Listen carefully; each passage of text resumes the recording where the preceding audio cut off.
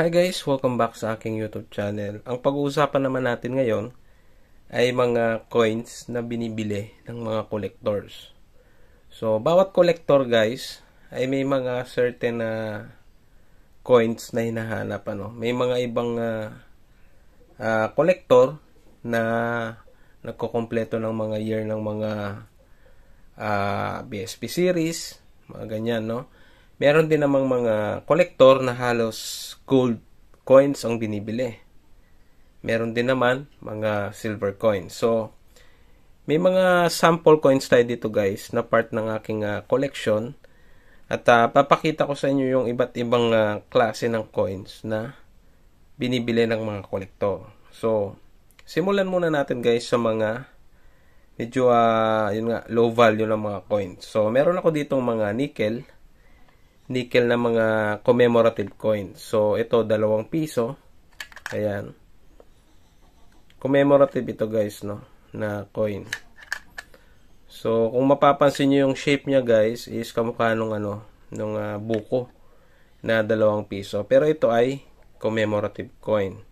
So, meron din ditong 10 piso. Ayan. Gawa din sa nickel. 10 piso na People Power Revolution. So, kung na-check nyo na isang video ko, meron akong ginawang video para dito sa coin na ito.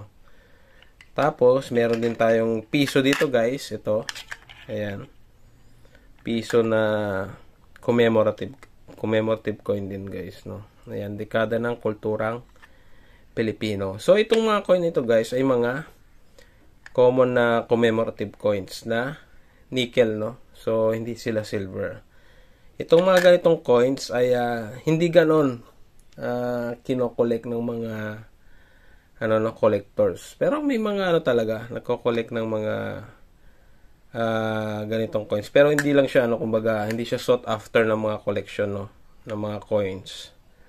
So, binabuy and sell lang din minsan itong mga coins na ito. So, itong piso, sa pagkakalam ko guys, nasa range ito ng 50 pesos to 70 yata pagka BU or brilliant uncirculated condition. Ayan. Pero kung medyo guys, less than 50 kung hindi na maganda yung condition. Mga 30 pesos, so pwedeng mas mababa pa. Same with guys, sa mga ganito. Ayan.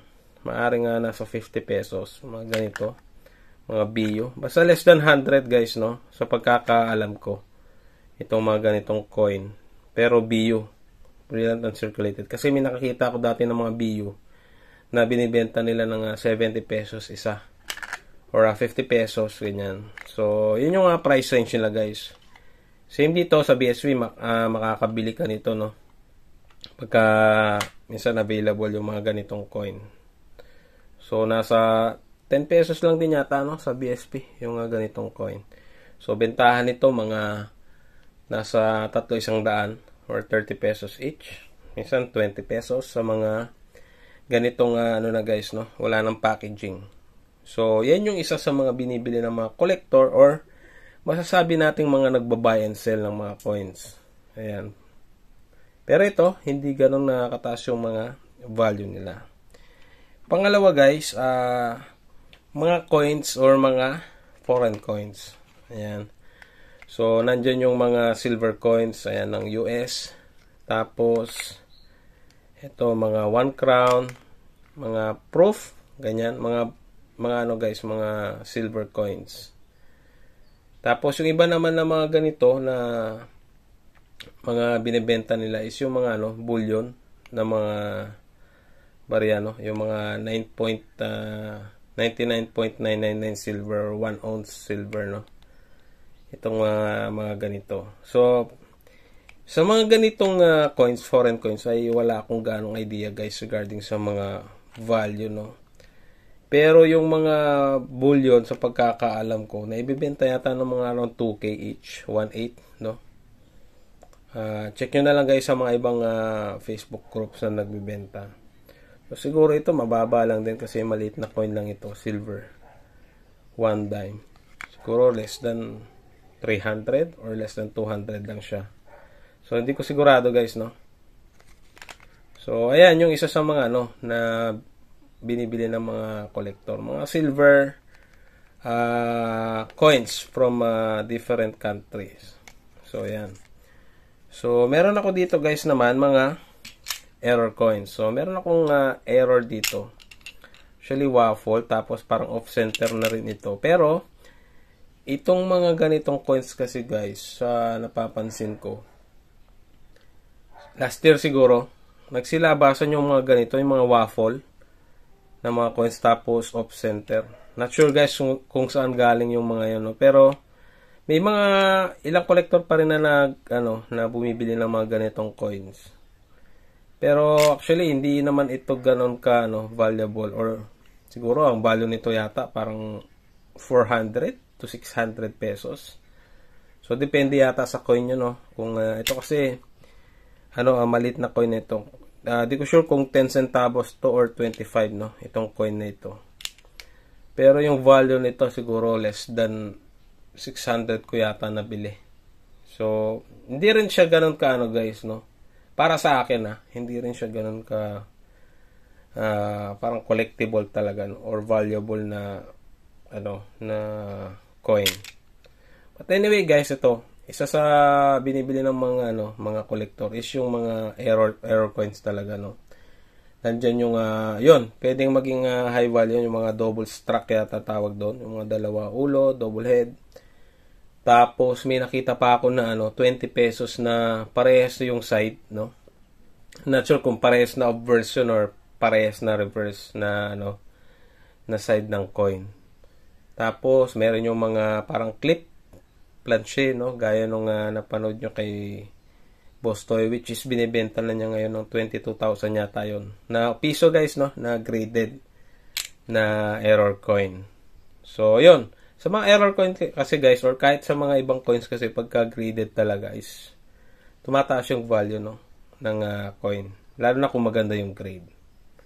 So ayan guys, ang next naman is meron pa ako dito ng mga coins kung saan yung mga panahon na nasakop tayo ng mga Espanyol, ng mga Amerikano. So meron tayo ditong mga 1 peso. Ayan, Islas Pilipinas. Marahil nakikita nyo to guys sa mga videos ko, no. So ayan, 1 peso. Parang nag-tone na nga siya, no, itong coin na ito. Ayan. So panahon nito ng mga Espanyol, itong mga coins nito. Ngayon, para sa price naman nito, depende sa condition, no. Pero most probably sa ganitong condition siguro nasa around 6K to 7.5 itong ganitong condition. So may mga less pa rin na na valuable na ganito, yung may mga damage or minsan may mga butas na mga ganitong coin. Tapos ito meron tayong Alfonso. Ayan, 50 cents na coin. So ganyan yung itsura niya guys. I think ang presyo nito, silver coins pala itong mga to guys, no? Ang presyo nito is around 1,200 pesos. Ayan. 1,000 up to siguro 1,500, no? Depende sa kondisyon. So, ayan. Part ng, nung na-colonize tayo ng mga Espanyol. So, ang susunod, ito naman, nung nasakop tayo ng mga Amerikano. So, ayan. Meron tayong mga 20 centavos dito. May mga piso pa tayo guys, no? Hindi ko na lang nailabas. Na part ng nung nasakop tayo ng mga Amerikano. Ayan, 20 centavos yan. 1904, ito naman 1903. Tapos ito 1903 na ayan. 50 centavos. Ayan, no. Ayan, part ito guys ng mga collection natin. So mga silver din pala ito guys, no. Itong mga coins na ito. Ngayon sa price range naman guys, itong mga 20 centavos, sa pagkakaalam ko nasa 300 yata isa nito. Ayan. 300 isa. Or pwedeng 400 depende sa kondisyon. Sa pagkakaalam ko lang yun guys, no. Sa pagkakatanda ko. Bihira ako na kasing makita ngayon nang nagpo-post ng ganito.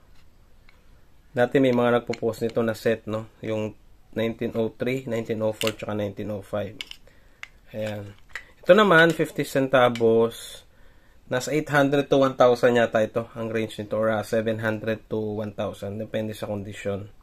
Ngayon, yung mga piso, ayun, medyo ano yun guys, no? Magdidepende talaga sa kondisyon. Pero yung mga bili kasi, is around 550 kada isa, depende sa kondisyon. Parang yung 550 yata yung pinaka base price, no? Not sure, no? Pero pag maganda yung kondisyon ng guys at hindi graded, minsan umaabot ng 4,000 isa. Ayan, kung ano talaga, no, nasa mint state condition. Tapos pag graded naman, syempre mas mahal, no? Depende sa grade. Yung mga MS61 or MS62 yata, nasa around 18 pataas, 18K pataas na.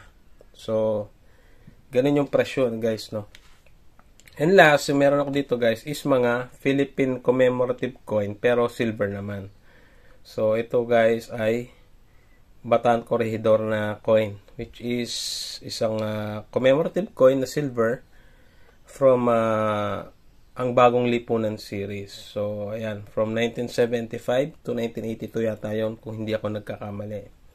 So, sa ganitong kondisyon na coin, probably nasa range ito ng around 6,000 or pwedeng mag-less ng kaunti, mga 5,500 up to mga 7,500 siguro guys, no? Depende sa sa kondisyon.